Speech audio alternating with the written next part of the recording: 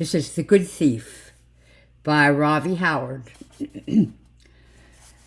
For his final meal, all Thomas Elijah Raymond asked for was the cake, the one he remembered from Rachel's luncheonette in Phoenix City. Prison rules would not allow food brought in from the outside. Safety concerns. So if Rachel Walker said yes, she would have to come to Holman on the day of the execution and make it there. How to feel about such a thing? Reluctant, but somehow compelled. When the day arrived, the warden's assistant greeted Rachel and escorted her to the kitchen. She could now match a face to the familiar voice she'd heard so many times over the phone in the few weeks before. "Mrs. Walker, the warden will be here in just a minute. Can I get you anything in the meantime?" Francine asked. "No, thank you. I believe I'm fine." Rachel wanted to sound more certain and to dismiss any worry on her behalf. She wanted to manage that on her own. As Francine disappeared out the swinging metal doors, Rachel watched her through round windows. The secretary walked past the corrections officer stationed outside, made her way down the corridor. The sound of her heels on the concrete was muted by the thick steel doors that had by then stopped swinging. Rachel was alone now, the newly constructed wing of Holman Prison. It was the biggest kitchen she'd ever seen. The smell of her restaurant kitchen had always given her comfort. It was not the smell of any particular dish, but instead the slow, thin layers built up over the years.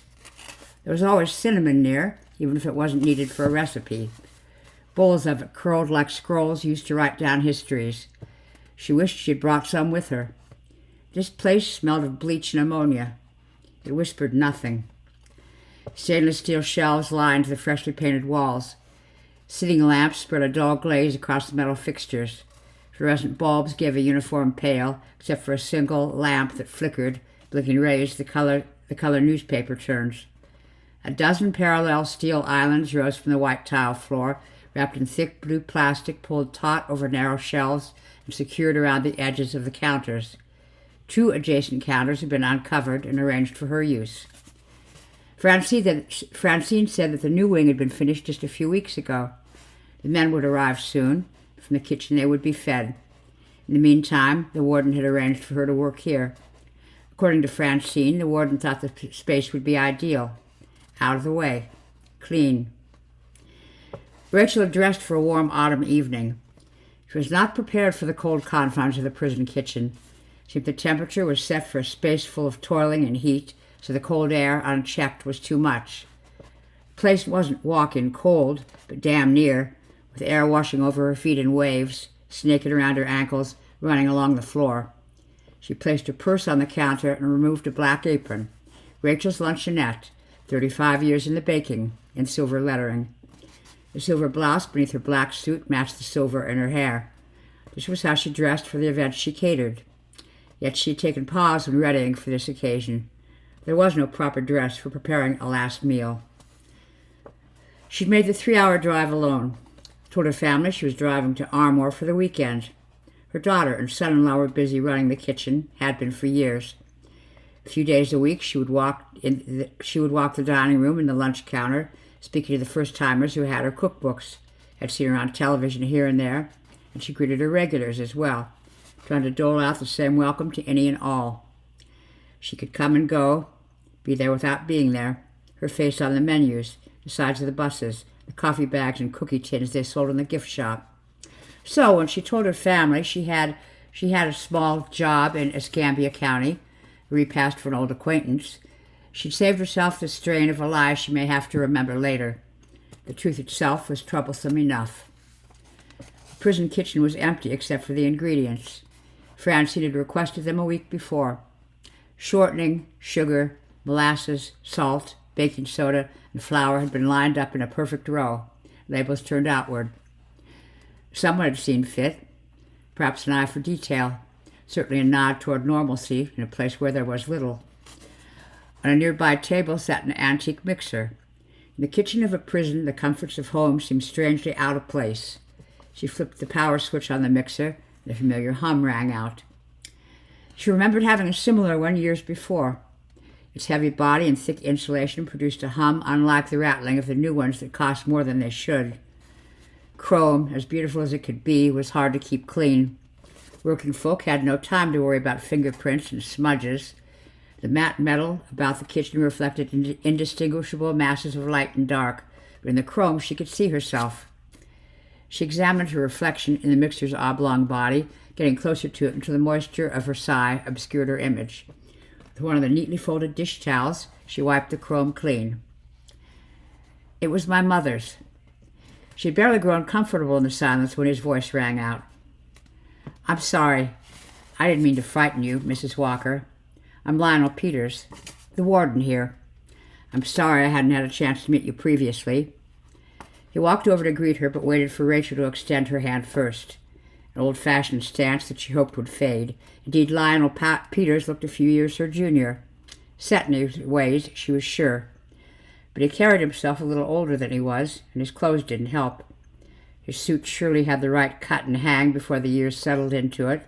He was conscious of his posture, but the slouch in his jacket remained. Did Francine offer you anything when you came in? Excuse me if she didn't. We could forget our manners working in here. Can I get you anything? Coffee or something? She offered, but I didn't need anything. Well, everything you asked for is right there on the counter. Your perishables are in the refrigerator over there. The ovens are behind you. Officer Earl will be right outside. Holler if you need anything. He can escort you to the facilities if you need to use them. I apologize we didn't build a ladies' room on this end. You sure I can't get you anything, coffee or something? She shook her head. What else? The warden said while flipping through a deck of papers on the clipboard he tapped against the counter. I feel like I'm forgetting something. Oh yes, the list. I want to make sure we got everything. Shortening, eggs, sugar, cocoa, flour. There is one thing. I realized much too late that I left something off the list. My vanilla syrup. We make our own to sell in the gift shop, so I'm just so used to having it around and not buying it. Coming down here is out of the ordinary, to say the least. So clarity has been a little challenging. She knew they had rules about bringing things in. She prayed they could look the other way. The warden was killing a man. He had made a show of this little bit of kindness, so certainly he could see fit to say yes. She took from her bag a bottle and set it down gingerly, almost like a beg your pardon for it being there against the rules. The bottle rested between them, and the warden walked a bit closer and turned it so the label faced outward like the rest of the ingredients.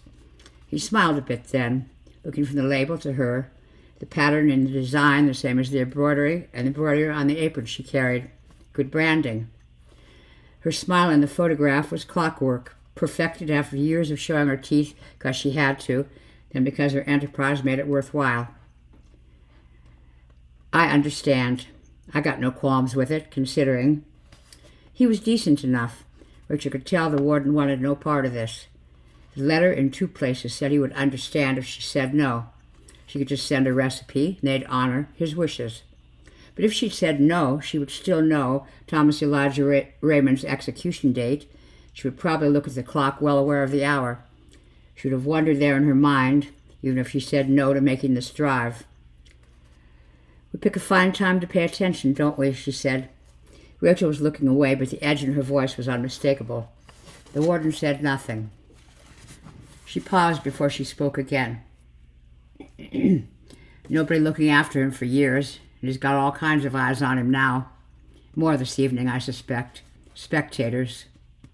Witnesses. The family of the victim. He pressed the clipboard flat against his waist, a stance that seemed automatic. He doesn't deny what he did. I'm thinking about what we're about to do. Me and you both.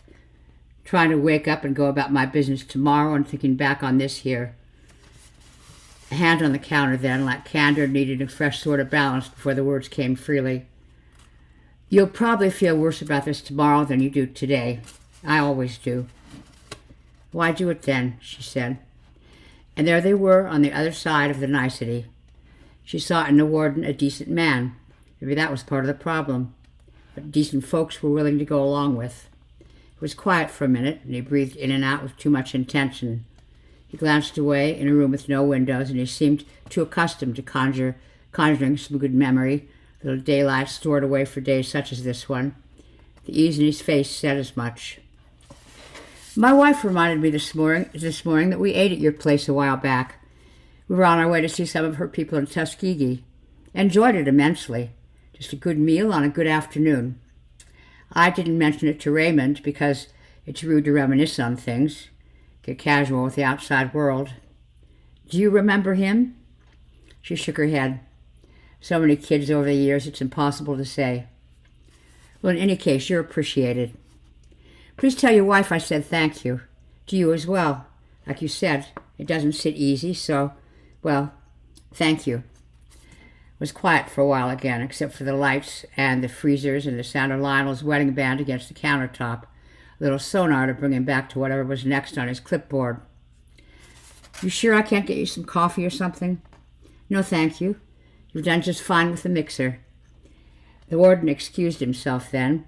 As he made his way down the corridor, the metal doors swung in silence. Rachel was alone again, her mind holding vigil. She'd lied to the warden about Raymond. How could she not remember? The boy couldn't have been more than 6 or so, because she remembered him sitting on the table with what looked like his grandparents, coloring the children's menu with the Crayola she'd passed out in sardine cans. His family was on the way to Huntsville, the Space Center, they said. He had lined up the salt and pepper shakers, Louisiana Hot, and the Heinz bottle as rocket ships taken off from the tabletop. To get dessert, he had to promise to finish his green beans, alone on the plate where the chicken had been, the wing and drumstick reduced to gristle and bone. He chewed with purpose but not enjoyment, like he was practicing handwriting with his jaws. The booth they chose was across from the cake display, so he did a bit of window shopping while he finished the last of his beans. Rachel was on the other side of the glass, loading the shelf of red velvets. She remembered him studying his options. He didn't like the green beans one bit, but he kept his word and intended to make the most of it. He asked for the molasses cake, when his grandparents had red velvet and buttermilk pie. They thanked Rachel as they left, and then she looked away and didn't see the boy fall to the ground. A child on the floor raises no alarms at first. Kids are prone to go from dilly-dallying straight to sprinting and stumbling, and the tantrums. But something was wrong, because when Rachel finally noticed the boy on the floor, his eyes were widening as he struggled to breathe.